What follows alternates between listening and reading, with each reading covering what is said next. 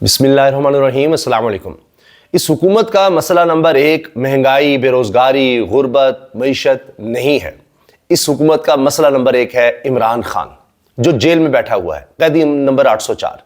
تو لہٰذا ایسا نہیں ہے کہ وہ اس سے توجہ ہٹا رہے ہیں۔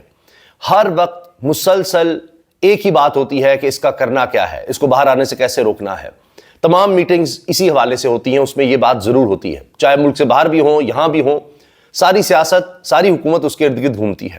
تو اب یہ کیسے ممکن ہے کہ انہوں نے کوئی پلانز نہ بنائے ہوں؟ ان کو بھی پتا ہے کہ عالمی سطح پر تبدیلی آ گئی ہے، اقوام متحدہ کا پریشر آ رہا ہے، ان ممالک کا پریشر آ رہا ہے جن کے بارے میں ہم کہتے ہیں جی ہمارے تو وہ آقا ہیں، ان کے وینٹیلیٹر لگے ہوئے ہیں۔ امریکہ میں اب ٹرمپ آ رہا ہے، تو اب مسئلہ یہ ہے کہ کس طرح سے نمٹنا ہے۔ اس والے سے بڑی خبر سامنے آئی ہے کہ حکومت نے اپنا پلان بنا لیا ہوا ہے، بلکہ فیصلہ سازوں نے، طاقتور حلقوں نے بھی پلان بنا لیا ہوا ہے۔ اور اس میں یہ ہے کہ پہلی آپشن تو یہ ہوگی کہ جی یہ سوچا جائے گا کہ جب کہا جائے گا کہ جی اس کا کچھ کریں، عمران خان کا رہا کریں، تو کہیں گے کہ نہیں دیکھیں ایسا ہے پھر کہ ہم اس کو باہر بھیج دیتے ہیں۔ تو اب اس سے یہ فائدہ اٹھانے کی کوشش ہوگی کہ دیکھیں عمران خان باہر چلا گیا ہے، یہاں وہ پریشر نہیں ہے، یا ایک بیانیہ بنا سکیں گے۔ لیکن اس میں بھی مسئلہ تو ہے کہ عمران خان کی باہر بھی بہت مقبولیت ہے، اور باہر کے لوگوں کو تو پریشر پڑا ہوا ہے پہلے ہی، تو وہ باہر جائے گا تو پھر مسئلہ ہوگا۔ خیر، اب حکومت یہ سوچ رہی ہے کہ اس سے ہمارا پریشر ریلیز ہو جائے گا، کہ ہم کہیں گے اچھا جی آپ کہہ رہے ہیں کہ عمران خان کو رہا کیا جائے، غیر قانونی طور پر ہم نے اس کو گرفتار کیا ہوا ہے، اس کے ساتھ غیر انسانی سلوک ہو رہا ہے، ہر سطح پر یہ بات ہو رہی ہے، تو ہم کہیں گے ٹھیک ہے ہم اس کو باہر بھیج دیتے ہیں۔ لیکن پھر حکومت کا یہ خیال ہے، فیصلہ سازوں کا خیال ہے کہ عمران خان چونکہ انکار کر دے گا، اس کو پہلے بھی آفر ہو چکی ہے، یہ تو ہم آپ کو کئی دفعہ بتا چکے ہیں، عمران خان کو تو آفر ہے کہ ملک سے باہر چلے جائیں، یا اچھا یہ نہیں تو پھر بنی گالہ میں ہی خاموشی سے بیٹھے رہیں، کچھ نہ کریں، آپ کو ہاؤس ریسٹ رکھ دیتے ہیں، آپ بس وہاں انجوائے کریں، یا ہاؤس ریسٹ نہیں کریں گے بس آپ کچھ نہ کریں، اس طرح کی باتیں۔ ورنہ تو سینکڑوں مقدمے بنائے ہوئے ہیں، تو ریکارڈ بن چکے ہیں عمران خان کے خلاف مقدموں میں، کسی اور میں کر لیں گے، تو وہ بھی بات نہیں مانی۔ تو ان کا یہ خیال ہے کہ عمران خان کو جب یہ آفر کی جائے گی کہ آپ چلے جائیں ملک سے، تو ہم تو آپ کو رہا کر رہے ہیں، آپ جائیں، تو عمران خان اس سے انکار کر دیں گے۔ تو جب عمران خان انکار کریں گے تو ہماری جان چھوٹ جائے گی۔ ہم کہیں گے دیکھیں جی نہ وہ باہر جا رہا ہے اور ہماری آفر بھی نہیں مان رہا، تو اب ہم کیا کر سکتے ہیں، وہ تو خود بیٹھا ہوا ہے جیل میں۔ تو ہم یہ کہہ دیں گے کہ جی پھر ہمارے اوپر پریشر نہیں آئے گا، اسٹیبلشمنٹ پر، حکومت پر، فیصلہ سازوں پر کوئی پریشر نہیں آئے گا، جی وہ تو دیکھیں ہم تو باہر بھیجنا چاہتے تھے، آپ کے حکم کی تعمیل کر رہے تھے، اس کو رہا کر رہے تھے، لیکن اس نے خود انکار کر دیا ہے، تو یہ ان کے پاس ہوگا۔ یہ تو ان کا پلان ہے، مگر بات اگر آئین اور قانون کی آئے گی تو پھر تو اور چیز ہوگی کہ انسانی حقوق کی پامالی کی آئے گی، اس کا پریشر تو بڑھنا ہی بڑھنا ہے۔ اب آپ یہ دیکھیے نا کہ کیا ہوا کل، آپ دیکھیں کہ عمران خان سے ملنے نہیں دیا گیا، عدالت کے احکامات کے باوجود، جسٹس اسحاق صاحب کے آرڈرز کے باوجود، جبکہ انڈر ٹیکنگ دی ہوئی تھی۔ تو یہ تو عدالت کے لیے بہت ہی بے عزتی کی بات ہے، بہت ہی بے عزتی کی بات ہے کہ اس کے، اور ہائی کورٹ، جب ہائی کورٹ کا یہ حال ہے تو لوور کورٹس کا کیا ہوگا؟ ایسے ہی تو نہیں کہہ رہے کہ اب تجزیہ کار یہ کہہ رہے ہیں کہ یا افریدی صاحب جو چیف جسٹس کہلاتے ہیں وہ بس ایک سول جج کی طرح رہ گئے ہیں، کیونکہ سول جج کے احکامات پر تو شاید حکومت عمل درآمد کرتے ہیں، ان کے کیا کرے گا؟ وہ بس یہی کریں گے کہ پینٹ شینٹ کرا دو، سپریم کورٹ کی بلڈنگ کا دھیان کر لیں، ادھر ادھر کے کچھ اور کام کر لیں، وہ طلاق کے اور اس طرح کے کیسز دیکھ لیں، حلالے کے اور دیگر کیسز بس سن لیں۔ کوئی آئینی طور پر تو کچھ کر نہیں سکتے، کوئی یعنی جہاں سے کوئی ملک کی ڈائریکشن کچھ واضح ہو سکے، انصاف کے حوالے سے کچھ چیز ہو سکے، کچھ بھی نہیں۔ وہ تو ایک ریگولر پروسیجر کر سکتے ہیں، اور حال یہ ہے کہ ان کے ججز کے احکامات پر بھی عمل نہیں ہو رہا، نہ ان کے احکامات پر عمل ہوگا، جو مرضی کرتے رہے، حکومت کوئی نہ کوئی راستہ نکال لے گی۔ اور یا افریدی صاحب نے بھی کہا چلیں ہم اسی تنخواہ میں کام کرتے ہیں، بلکہ مزید تنخواہ میں کام کرتے ہیں، 10 لاکھ روپیہ تو اور بڑھ گئی ہے۔ تو بس اب یہی ہے۔ تو اب ہوا یہ ہے کہ شاید یہ ریئیکشن ہے کہ سردار اسحاق صاحب، جسٹس سردار اعجاز اسحاق کی عدالت کے کیسز، ان کی کاز لسٹ ہی منسوخ کر دی گئی ہے، اور 3 روز کیسز کی سماعت ہی نہیں کریں گے۔ اب دیکھتے ہیں کہ شاید خبر سامنے آ جائے گی کہ اس کی وجہ کیا ہے، کیونکہ جیل انتظامیہ نے ان کے احکامات ہوا میں اڑا دیے تھے، تو اب کیا کیا جا سکتا ہے۔ تو اب جو کچھ راولپنڈی میں ہوا ہے، اڈیالہ جیل کے باہر جس طرح تحریک انصاف کے لوگوں کو گرفتار کیا گیا، اور مذکہ خیز بات کہ جی دفعہ 144 لگی ہوئی ہے، آپ یہاں کیا آ گئے ہیں کرنے؟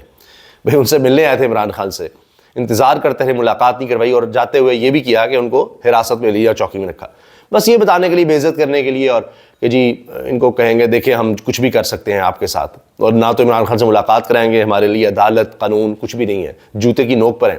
سارے ججز یا ان کے احکامات. تو یہ ان کا بتانا مقصود تھا. اچھا جو بھی حکومت اس طرح سے کرے گی وہ بظاہر تو یہ کرے گی کہ جی ہم اب آمریت کے دور میں ہیں, ہم بڑے طاقتور ہیں, ہم جو مرضی کرتے رہیں, آپ کچھ نہیں کر سکتے. لیکن جب آپ اداروں کی بے توقری کرتے ہیں, ججز کے احکامات کو اس طرح سے ہوا میں اڑاتے ہیں, تو حکومت خود اپنا نقصان بھی کر رہی ہوتی ہے, کیونکہ پبلک پرسپشن لے جاتا ہے کہ یہاں پر کوئی ادارہ نہیں ہے, کوئی انصاف نہیں ہے, اور عالمی سطح پر بھی پھر یہ جاتا ہے, اور اس سے ملک کی ساکھ کو نقصان پہنچتا ہے, اور کوئی بھی آپ کو سیریسلی نہیں لے گا, نہ آپ کے ملک کو لے گا, نہ آپ کی حکومت کو لے گا, کہ یہاں تو ڈس فنکشنل ایک گورنمنٹ ہے. اور پھر یہی ہوگا کہ آپ کو کوئی حکومت مانتا ہی نہیں. ویسے ہی فارم 47 ہے. اب آئی ایم ایف جو آیا ہوا ہے وہ دیکھ لیجئے کہ کیا ہوا ہے. آئی ایم ایف ہنگامی دورہ ہے, مارچ میں انہوں نے شاید آنا تھا, وہ ابھی آ گئے ہیں نومبر میں, اور کہہ رہے ہیں آپ نے تو کسی بات پر عمل ہی نہیں کیا جو کچھ آپ نے کہا تھا. 200 ارب روپے کا شارٹ فال الگ آ گیا ہوا ہے, وہ کیسے پورا کرنا ہے. اچھا وہ کہہ رہے ہیں جی ہم کوئی مسئلہ نہیں, ہم مہنگائی کر دیں گے, اور مزید مہنگائی کر دیں گے, پیٹرول کی قیمت بڑھا دیں گے, اور زیادہ بڑھا دیں گے, کوئی مسئلہ نہیں, 70 روپے تک لے جائیں گے لیوی, یہ ان کو کہا جا رہا ہے. پھر دیکھیے تاجروں کا کیا تھا کہ جی ہمارے لوگ ہیں تاجر, ہمیں تاجر ووٹ کرتے ہیں, اور اب خواجہ آصف تاجروں کو برا بھلا کہہ رہے ہیں, کیونکہ 10 ارب روپیہ انہوں نے کہا تھا جی یہ تاجر دوست اسکیم کہہ کر ہم ان سے اکٹھا کریں گے, وہ کچھ 17 لاکھ 19 لاکھ روپیہ جمع ہوا ہے. 19 لاکھ اندازہ لگائیے, یعنی حساب لگانا بھی مشکل ہے کہ 9 ارب 98 کروڑ, بلکہ نہیں 9 ارب 99 کروڑ اور 80 لاکھ سے زیادہ جمع نہیں ہو سکا. 9 ارب 99 کروڑ 80 لاکھ سے زیادہ جمع نہیں ہو سکا, صرف 19 لاکھ روپیہ جمع ہوا ہے. کہا تھا 10 ارب روپے جمع کریں گے. اب خواجہ آصف صاحب دیکھیے کیا کر رہے ہیں کہ اپنے ہی ووٹرز کو برا بھلا کہہ رہے ہیں. یہ تو جی تاجر تو ہمیں ووٹ دیتے تھے, کسان تو پہلے ان سے ناراض ہو گئے ہیں جنہوں نے حال کیا ہے کسان کا. اب یہ منتیں سماجتیں کر رہے ہیں کسان کس طرح سے گندم لگا دے, کچھ کر دے, تو کسان تو اب اس وقت ان کی کسی بات پر نہیں مانے گا. اور مریم صاحبہ تو ویسے ہی باہر گئی ہوئی ہیں, ان کو کیا لگے اس سے. اب خواجہ آصف صاحب مجھے سمجھ نہیں آئی کہ ان کو یہ تاجروں کا مسئلہ کیا ہے, کیونکہ انہوں نے کون سا ووٹ لینا ہے, ان کو تو ووٹ کی ضرورت نہیں ہے, یہ تو فون کرتے ہیں کہ جی مجھے جتا دو, اور آگے سے جتایا جاتا ہے. تو ان کو کیا پرابلم ہونا ہے, یہ شکوے شکایات کیوں کر رہے ہیں تاجروں سے. کہتے جی چند روز پہلے لاہور کے جج شاہد کریم صاحب نے مارکیٹس 8 بجے شام بند کرنے کا فیصلہ سنایا. یہ خواجہ آصف ہیں وزیر دفاع, جس پر عمل درآمد ہونا باقی ہے. تو کس نے کرنا جی, مریم صاحبہ سے کہیں وہاں بیٹھے کروائیں عمل درآمد. وہ باہر بیٹھی ہوئی ہیں جنیوا میں, ان ممالک کا تو دورہ کر رہی ہیں, وہاں کی فضاؤں میں گھوم پھر رہی ہیں, شاپنگ بھی کر رہی ہیں, علاج بھی کروا رہی ہیں, سب کچھ ساتھ ساتھ چل رہا ہے. تو ان ممالک کو دیکھیں وہاں پر کس طرح قانون پر عمل ہوتا ہے, کروا لیں. پھر کہتے ہیں خواجہ آصف پاکستان و خصوصاً پنجاب کا منفرد اعزاز ہے کہ یہاں مارکیٹس دوپہر کے بعد یعنی 2 بجے کے قریب کھلتی ہیں اور آدھی رات کے بعد 2 بجے کے بعد تک کھلی رہتی ہیں. محترم تاجر حضرات رات گئے گھر آتے ہیں تو بچے سوئے ہوتے ہیں, صبح بچے اسکول جاتے ہیں تو ابا حضور سوئے ہوتے ہیں.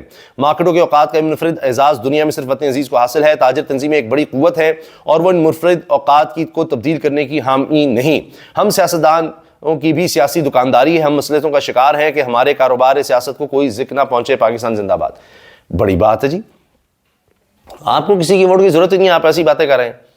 تو آپ یہ بتائیں کہ آپ کیا کر رہے ہیں بطور حکومت, آپ نے اب تک کیا کیا ہے. تاجروں کو تو چھوڑیں, آپ کے اپنے تھے, آپ نے کسانوں کے لیے کیا کیا, آپ نے عام عوام کے لیے کیا کیا.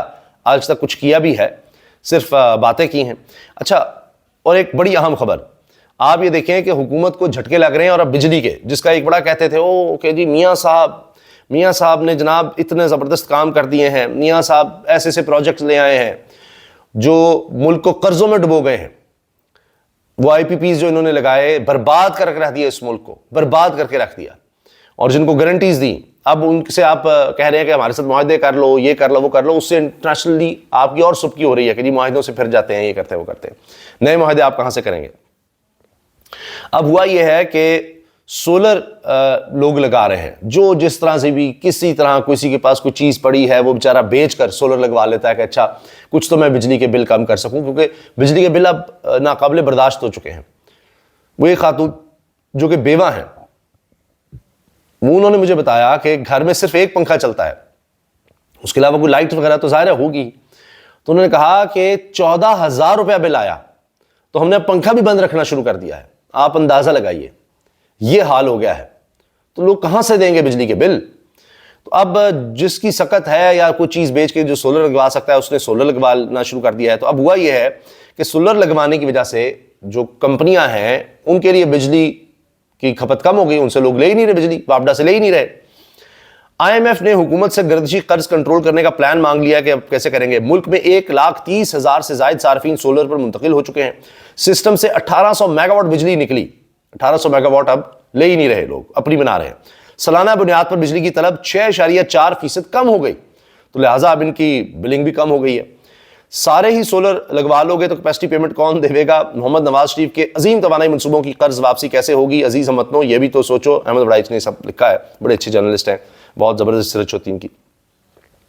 تو لہٰذا اب ایک یہ مسئلہ بھی بنا ہوا ہے حکومت کے لیے کہ وہ کیا کرے گی. اب سولر کے حوالے سے وہ کہہ رہے ہیں کوئی نیا پلان لائیں گے, نیٹ میٹرنگ کا کچھ کریں گے, کوئی ٹیکس لگا دیں گے سولر پر مزید. اچھا, جب سولر اب لگواتے ہیں اس میں پلیٹس پہ تو ٹیکس ہے ہی, لیکن اب جو گھر پہ لگائے گا اس کے لیے بھی کچھ ٹیکس سوچا جا رہا ہے. بس یہ خون نچوڑنا ہے لوگوں کا, اپنے اللے تلوں کے لیے, اپنی یاشیوں کے لیے کرنا ہے, اپنے خرچے کم نہیں کرنے, کوئی کم نہیں کرنے, بڑھانے ہیں. اربوں روپے میں تو اب آپ کو جج پڑیں گے صرف ہائر جوڈیشری کے, لوڈ جوڈیشری کا کسی نے سوچا ہی نہیں.